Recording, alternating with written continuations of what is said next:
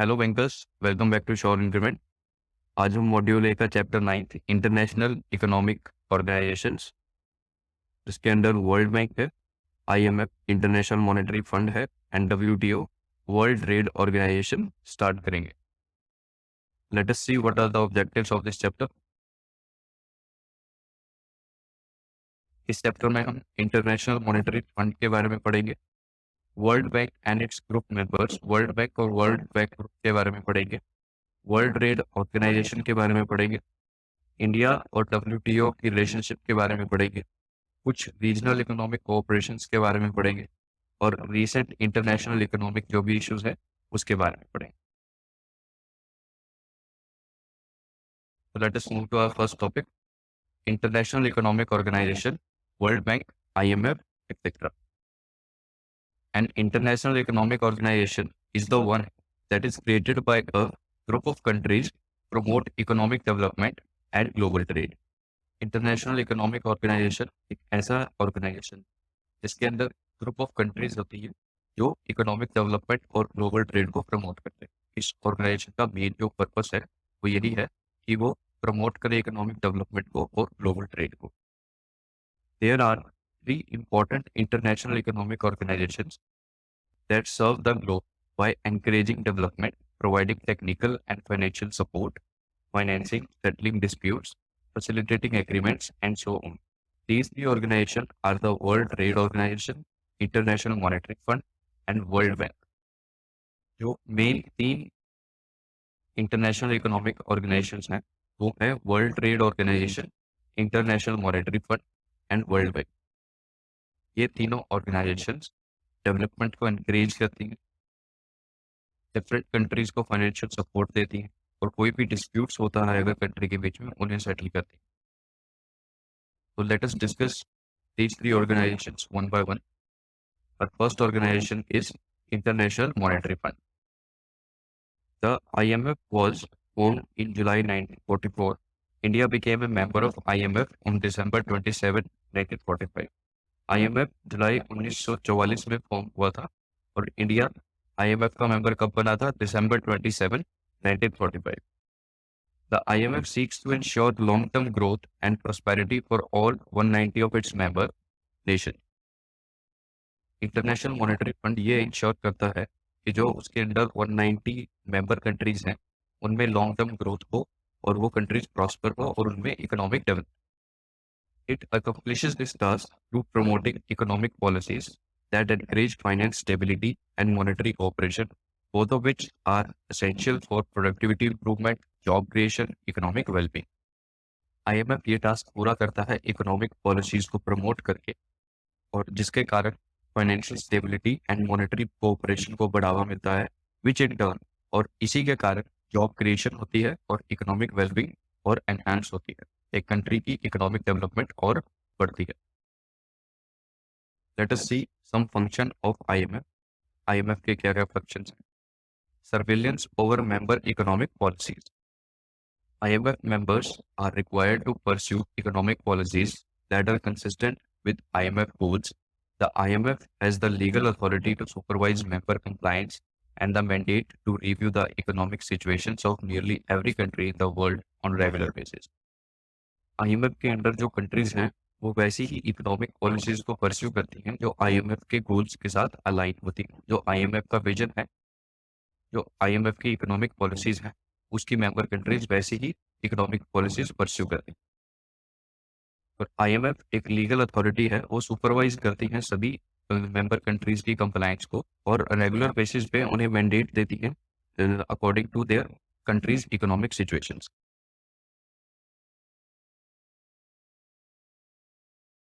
Next function of IMF is financing temporary balance of payment needs. During a temporary balance of payment crisis, the IMF loan to member countries to help them implement corrective measures in an orderly manner and avoid a disruptive correction of external imbalance. Friends, यहाँ balance of payment को अगर आप easy language में समझे तो इसका मतलब होता है आपके एक्सपोर्ट और इंपोर्ट में डिफरेंस, और जब यही डिफरेंस काफी बढ़ जाता है जिसके कारण एक क्राइसिस मेंटेन हो जाता है, उसी बैलेंस ऑफ पेमेंट को फंड करने के लिए IMF अपनी तरफ से मेंबर कंट्री को जिसमें भी क्राइसिस हुआ है उसे फंड प्रोवाइड करती हैं एज ए लोन, ताकि उस पर्टिकुलर कंट्री की इकोनॉमिक सिचुएशन बेटर हो सके। Next question is combating poverty in low income countries. The IMF makes concessional loans to poor countries in order to support their efforts to reduce poverty. To achieve this goal, the IMF collaborates closely with World Bank, other international economic institutions. International Monetary fund IMF concessional rates पर poor countries को loan avail कराते हैं ताकि उसमें poverty को कम किया जा सके। एंड IMF वर्ल्ड बैंक और अदर इकोनॉमिक इंस्टीट्यूशंस के साथ कोलैबोरेट करके कई अदर इश्यूज पे भी काम करते हैं पुअर कंट्रीज के लिए। फ्रेंड्स, अभी रिसेंटली आपने न्यूज़ में भी सुना होगा कि श्रीलंका में जो इकोनॉमिक क्राइसिस आया है वहाँ पर भी IMF ने श्रीलंका को फंड प्रोवाइड किया है ताकि वो अपनी इकोनॉमिक सिचुएशन को स्टेबल कर सके और इस क्राइसिस से बाहर आ सके। Next function is increasing global supply of international reserves.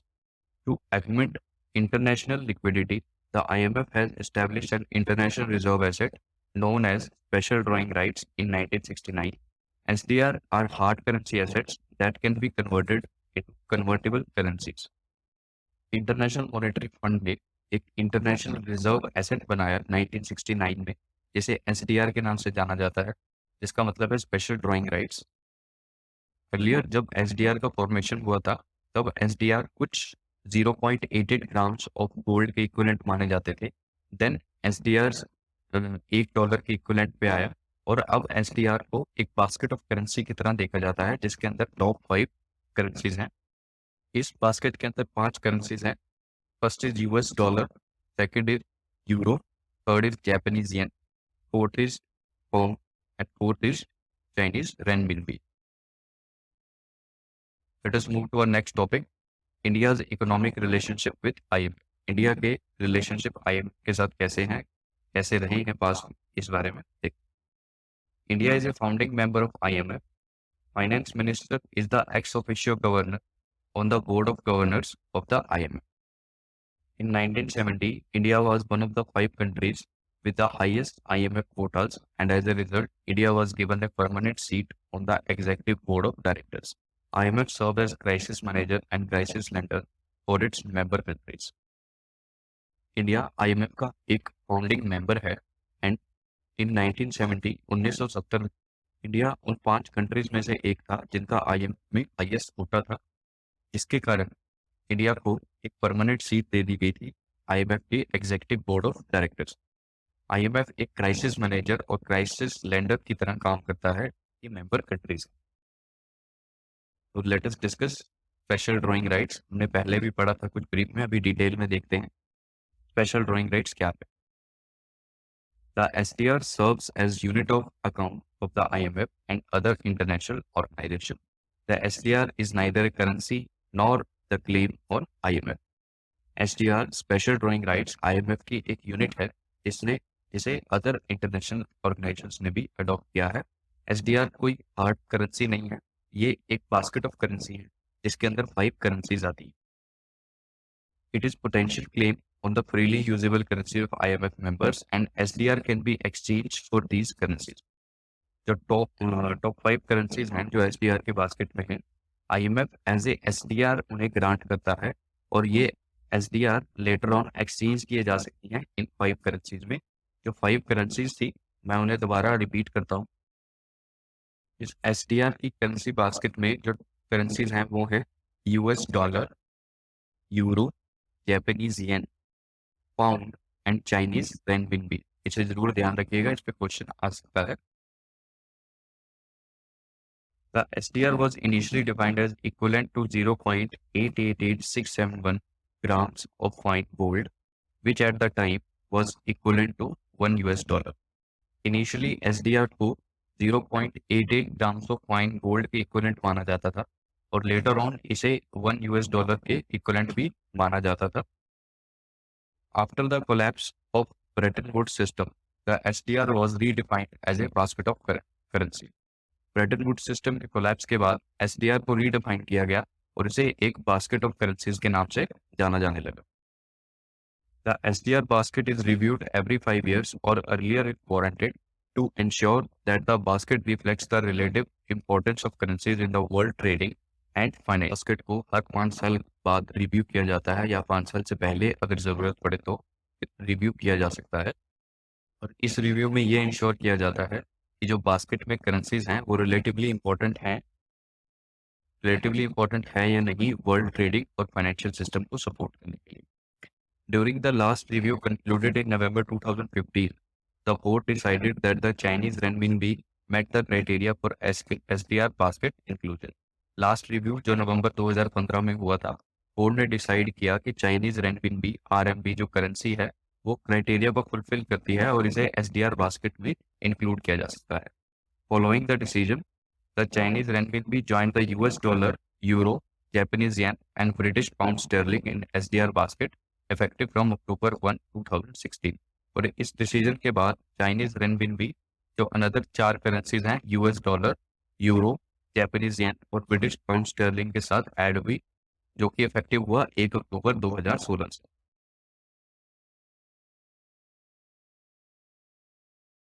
Our next important topic is World Bank. The World Bank is the largest development bank in the world. It offers financial solutions and policy assistance to nations in order to help them eliminate poverty and spread the benefits of sustainable growth to all their citizens. World bank एक largest development bank है।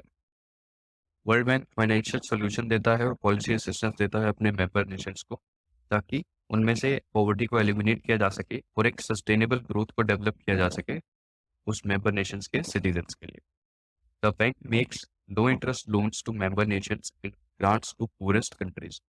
World bank लो interest पे loan avail कराता है member Nations को और grants provide करता है purest countries के लिए। The World Bank Group is a collection of 5 international institutions headquartered in Washington, D.C.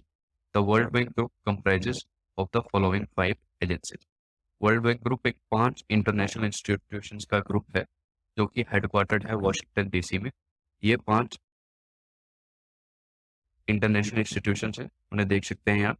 International bank for reconstruction and development IBRD, international development association ITA, international finance corporation IFC, multilateral investment guarantee agency MIGA and international centre for settlement of investment disputes ICSID।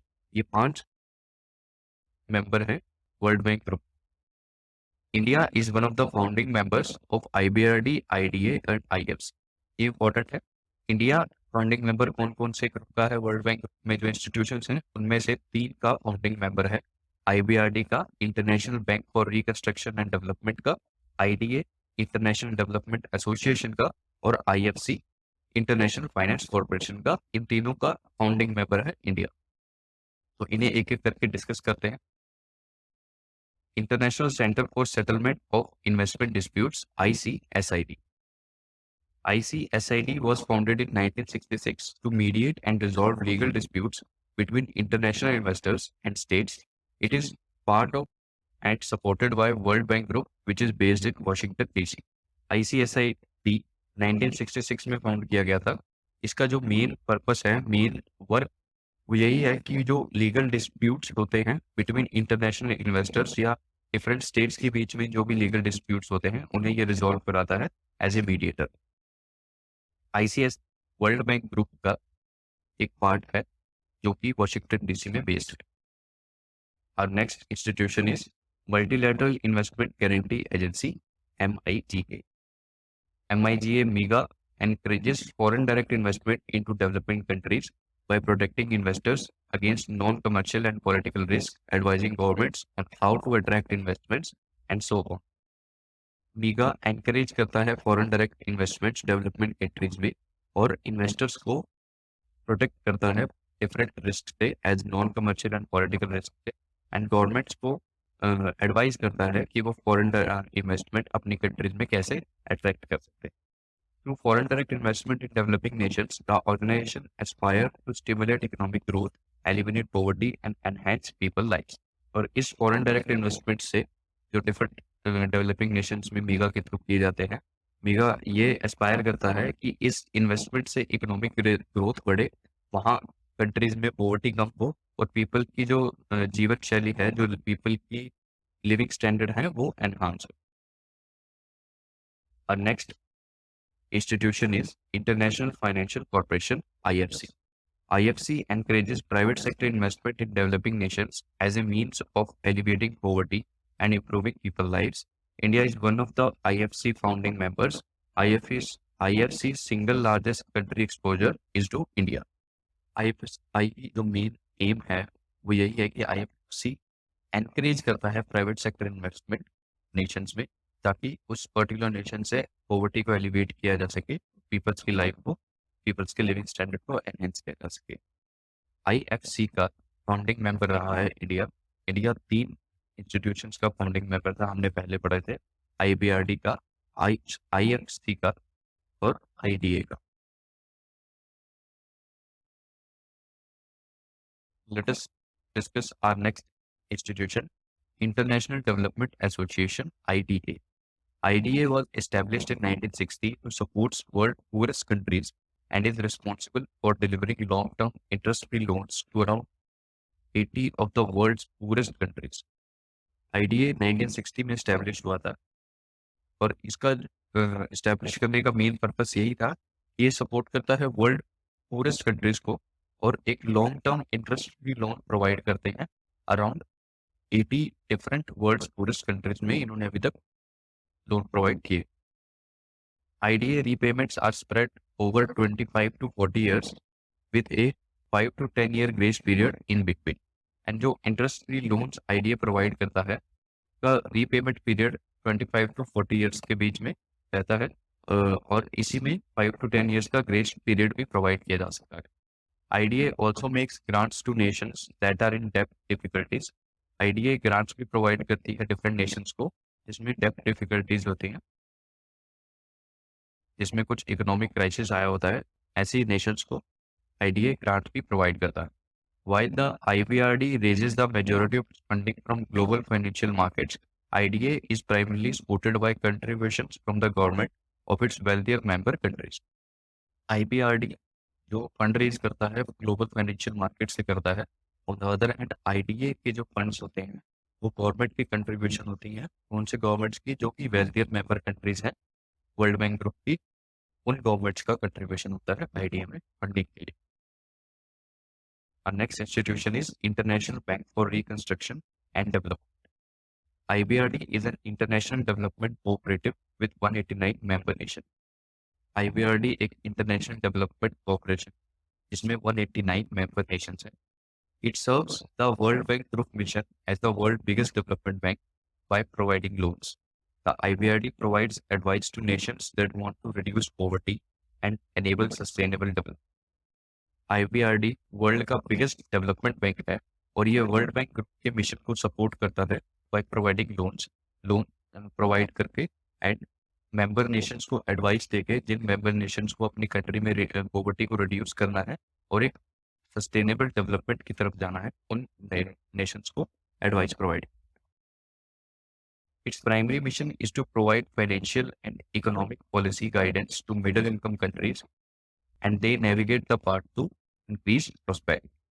इनका primary mission कि middle income countries को financial और economic policy provide करें और उन्हें एक path show करें जो कि इंक्रीज प्रॉस्पेरिटी की तरफ जाता हो। हमने IMF के बारे में पढ़ा और वर्ल्ड बैंक के बारे में पढ़ा। Let us see what are the differences between IMF and World Bank Group. International Monetary Fund ये एक सिंगल इंस्टीट्यूशन है। On the other hand World Bank Group comprises of 5 institutions. इसमें 5 इंस्टीट्यूशन आते हैं वर्ल्ड बैंक ग्रुप में और ये 5 institutions हैं IBRD, IDA, IFC, MIGA और ICSID। ये 5 वर्ल्ड बैंक ग्रुप के इंस्टीट्यूशंस हैं। International Monetary fund overseas the international monetary system. ये इंटरनेशनल मॉनेटरी सिस्टम को सुपरवाइज करता है। On the other hand, World Bank seeks to promote the economic development of world poorer countries. और वही world Bank group world की पूरर countries की economic development को promote करता है। International Monetary fund promotes exchange rate and monetary stability in member countries globally. IMF promote करता है exchange rate को और मॉनेटरी स्टेबिलिटी लाता है अपने मेंबर कंट्रीज में। World Bank Group assist developing countries through long term financing of development projects and programmes. World Bank Group long term finance करता है for different development projects to its member countries. IMF draws its financial resources principally from the quota subscription of its member countries। IMF का जो financial resource है वो mainly जो इसके member countries का कोटा है उनमें से वो फंड प्रोवाइड करते हैं। On the other hand World Bank group IBRD and IFSC acquire most of their financial resources by borrowing from the international bond market। IDA gets donation। IBRD और IFC acquire करते हैं most of its fund through international bond market में से, और जो IDA है उसे donation मिलता है, वो उस फंड से डिफरेंट कंट्रीज की हेल्प करते हैं। और third important organisation, main third important organisation is World Trade Organisation WTO। WTO के बारे में पढ़ते हैं और इंडिया और WTO के रिलेशन के बारे में। The World Trade Organisation is seen as a watchdog for international trade, facilitating the smooth and rapid movement of goods across borders and promoting multilateralism। World Trade Organization is seen as a watchdog for international trade। WTO international trade के लिए एक watchdog की तरह देखा जाता है। Watchdog क्या होता है फ्रेंड्स? किसी बड़ी ऑर्गेनाइजेशन के ऊपर एक पर्टिकुलर ऑर्गेनाइजेशन नजर रखती है कुछ इलीगल या रॉन्ग डूइंग ना हो रही हो, तो WTO नजर रखता है इंटरनेशनल ट्रेड पे और फैसिलिटेट करता है स्मूथ और rapid movement of goods different borders and promote करता है economic growth. The WTO responsibilities as outlined in Article 3 of WTO agreement are mainly 5। World Trade Organisation की जो रिस्पॉन्सिबिलिटीज हैं वो आर्टिकल 3 ऑफ WTO एग्रीमेंट में mentioned है, और ये mainly 5 responsibilities. So let us discuss one by one। The first function is to facilitate the implementation, administration, and operation of agreements, including multilateral trade agreements। इसका first function है जो multilateral trade होती है different countries में, cross border trades होती है, उसे smooth करना WTO का first function. The second function is to serve as a forum for negotiating. इसका सेकंड फंक्शन है ये एक फोरम की तरह भी एक्ट करता है सेवरल डिस्प्यूट्स को सॉल्व करने के लिए, नेगोशिएशन के लिए एज ए फोरम भी WTO एक्ट करता है। The third and fourth function are oversee the mechanism to resolve disputes among members and to monitor trade policies। इसका थर्ड फंक्शन है कि जो डिस्प्यूट्स होते हैं अमंग मेंबर्स कंट्रीज में उसे ओवरसी करता है, एंड फोर्थ फंक्शन है ये ट्रेड पॉलिसीज को भी मॉनिटर करता है। The last function is to engage with IMF and World Bank to promote global economic policy cooperation.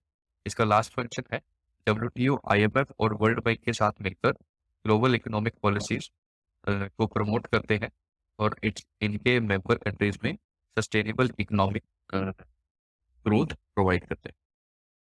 India has been a member of WTO since January 1995।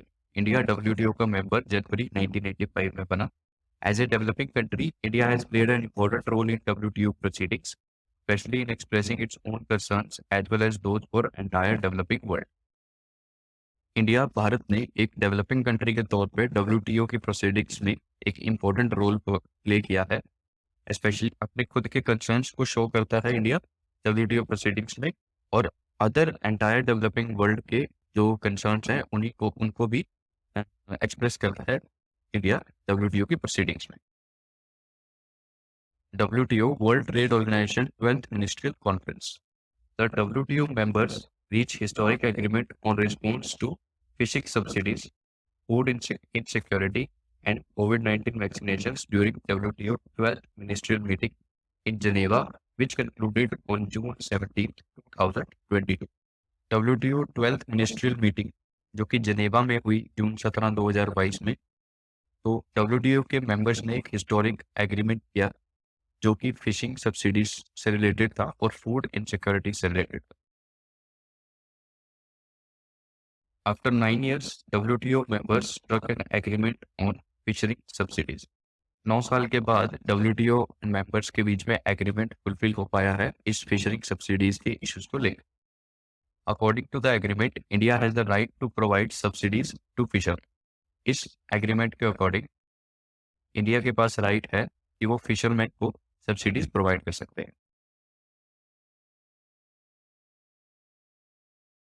It was also decided that next WTO ministerial meeting will be held no later than March 2024. 13th ministerial conference 13th to be held in Abu Dhabi in Feb 2020. और ये भी decide किया गया 12th ministerial conference में जो अगली ministerial conference होगी 13th, वो मार्च 2024 से पहले होगी।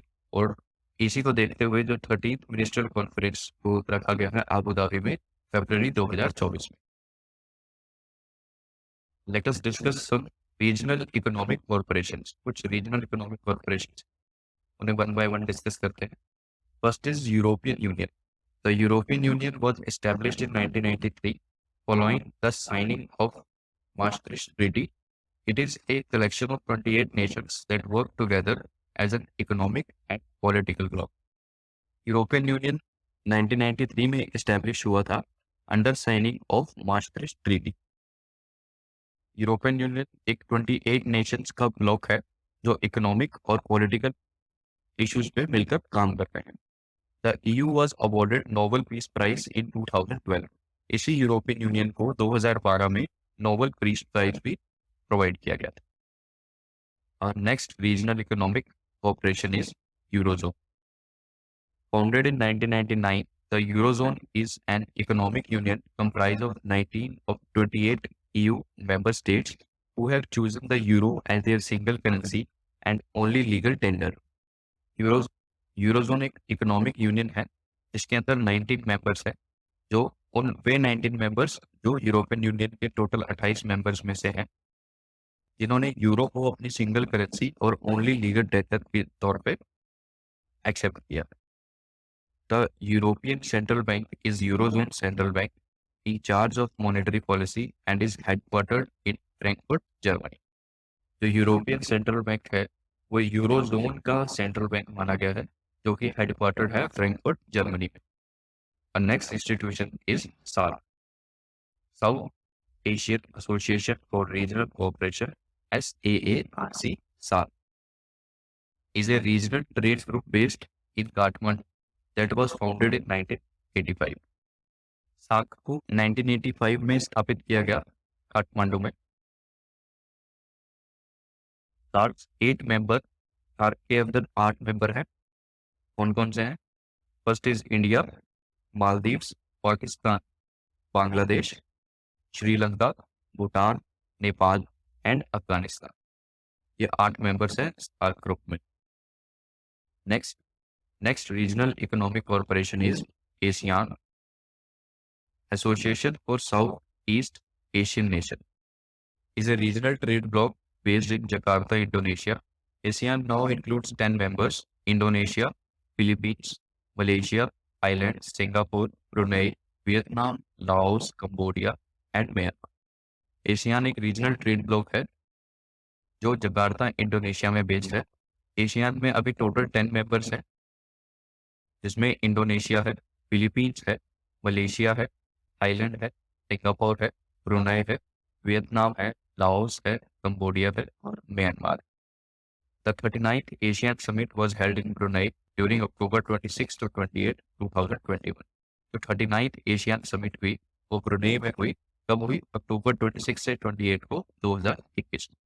Our next organization is OPEC, Organization of Petroleum Exporting Countries. OPEC is a permanent intergovernmental organization comprising 13 oil exporting developing countries that coordinates and unifies their petroleum policy. OPEC एक permanent intergovernmental organisation है। इसके अंदर 13 oil exporting development countries हैं जो कि petroleum policy को unify करते हैं।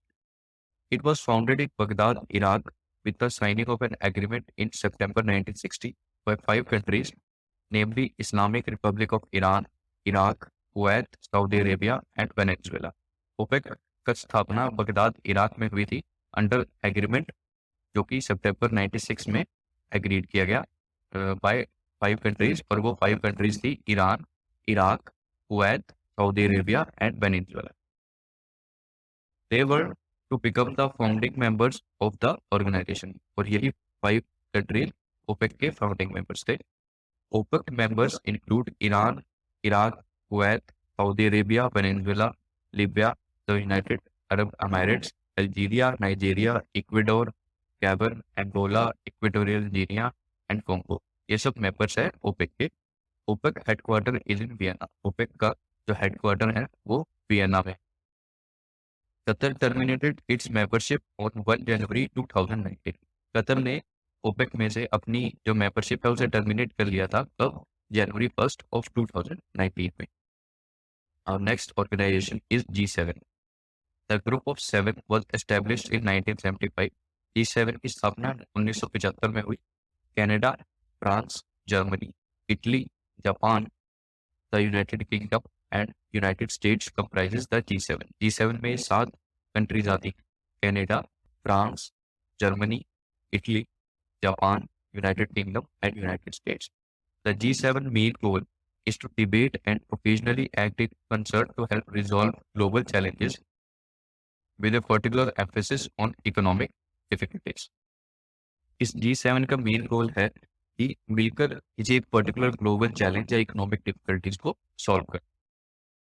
G20। The group of 20 was formed in 1999 to bring governments from developed and developing countries together to address major issues concerning the global economy and financial stability। G20 का formation हुआ था 1999 में, और इसके अंदर कुछ डेवलप्ड कंट्रीज की governments हैं और कुछ डेवलपिंग कंट्रीज के गवर्नमेंट्स हैं, और ये मिलकर एड्रेस करते हैं major issues regarding global economy और financial stability. The G20 membership is made up of the world's greatest advanced and emerging nations, comprising over 2/3 of the global population, 85% of global GDP, and more than 75% of global। इस G20 membership के कुछ great Nations हैं और कुछ emerging Nations हैं, जो कि total 2/3 of global population है, 85% ऑफ ग्लोबल जीडीपी है और 75% ऑफ ग्लोबल ट्रेड इन्हीं G20 मेंबर्स के अंडर लाई करता है। यहाँ मेंबर्स के नेम देख सकते हैं: Argentina, Australia, Brazil, Canada, China, France, Germany, India, Indonesia, Italy, Japan, Republic of Korea, Mexico, Russia, Saudi Arabia, South Africa, Turkey, the United Kingdom, the United States and the European Union are all members of G20। ये सब countries G20 के members हैं। Our next organization is RCEP, Regional Comprehensive Economic Partnership। RCEP is a free trade agreement among the 10 ASEAN member countries and their 5 FTA partners। The Regional Comprehensive Economic Partnership एक free trade agreement है, इसके बीच में 10 Asian member countries के बीच में और 5 FTA partners. FTA partners के नाम Australia, China, Japan, New Zealand and Republic of Korea, इनके बीच फ्री ट्रेड एग्रीमेंट है। The RCEP was built upon the existing ASEAN+1 FTA with the spirit to strengthen economic linkages and to enhance trade and investment relating activities as well as to contribute to minimizing the development gap among the parties। RCEP इसलिए form किया गया था कि जो ASEAN countries है plus जो FTA partners हैं उनके बीच में जो भी डेवलपमेंट गैप है उसे मिनिमाइज किया जाए। Our next organization is BIMSTEC। BIMSTEC is a multilateral regional organization established with the aim of accelerating shared growth and cooperation between littoral and adjacent countries in the Bay of Bengal region। BIMSTEC एक multilateral regional organization है। इस organisation में वे countries लाई करती हैं जो बे of Bengal के adjacent हैं या आसपास कंट्रीज लाई करती हैं। It has a total of 7 member countries, 5 from South Asia, including Bangladesh, Bhutan, India, Nepal, and Sri Lanka, and 2 from Southeast Asia, including Myanmar and Thailand। 7 member countries हैं, जिसमें से 5 south Asia से हैं, जिनके नाम है बांग्लादेश, भूटान, इंडिया, नेपाल एंड श्रीलंका, और 2 south east Asia से हैं, जो कि है Myanmar and Thailand. It was founded as बाइस्टेक।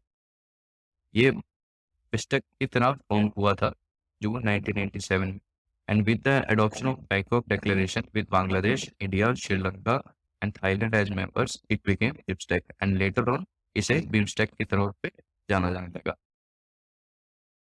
Friends, यहाँ हमारा चैप्टर कंप्लीट होता है। कुछ चैप्टर के टर्मिनल क्वेश्चंस है, let us look at the. When did India become member of IMF? IMF का इंडिया मेंबर कब बना? 1945 में। Which is not one of the basket of 5 currencies used for SDR valuation? SDR basket में कौन कौन सी currency नहीं है? US dollar है उसमें, जापानीज येन है, चाइनीज रैनपिन है, कनेडियन डॉलर उसके अंदर लाई नहीं करता, तो Canadian dollar is not one of the currencies. 5 currencies जो थी वो थी US dollar, Japanese yen, Chinese renminbi, pound and euro. India is not one of the founding member of which of the world group institution? India कौन से institution का founding member नहीं था? IBRD का था, आईडीए का भी था और आईएफसी का भी था। मेगा का फाउंडिंग मेंबर इंडिया नहीं था, तो इसका आंसर होगा एमआईटीए, मेगा। Which nation is not an member of organization of petroleum export countries? OPEC. OPEC का कौन सा इनमें से, इन कंट्रीज में से कौन सा मेंबर नहीं है? कुवैत है, सऊदी अरेबिया है एंड यूएई है। कतर